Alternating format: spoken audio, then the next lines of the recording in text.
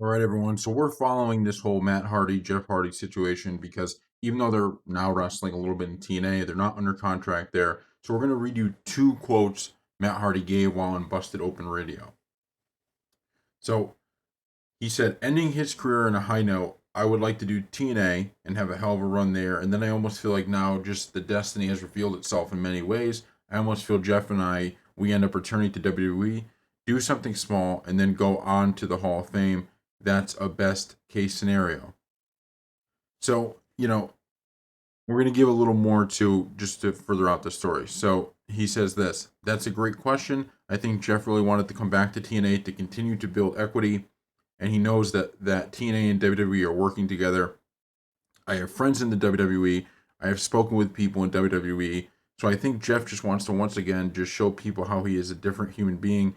The way to put equity into that is to go to TNA, have a kick-ass run, and show people he's on his best behavior. So I think Hardy's obviously talking about some of the problems Jeff Hardy has had throughout his career, but and everybody kind of knows this, and we've said this in many videos.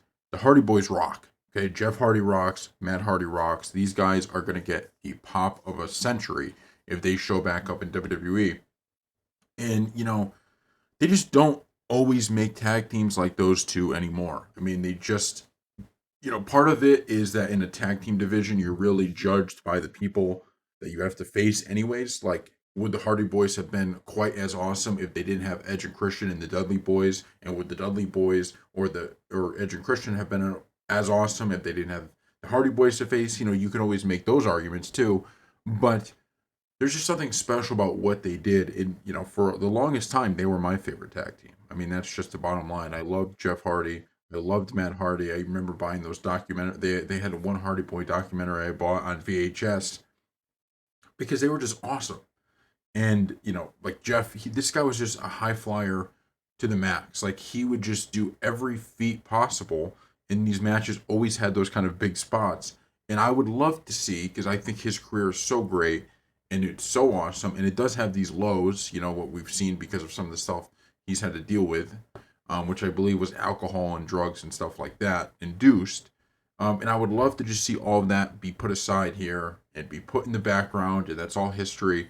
And for him to, have a great run in TNA, have a great last run in the WWE, and then be able to retire, like Matt's saying, to the Hall of Fame, and just have your career end on that kind of note. I mean, go back and watch documentaries on any of these wrestlers, especially the ones in the Attitude Era.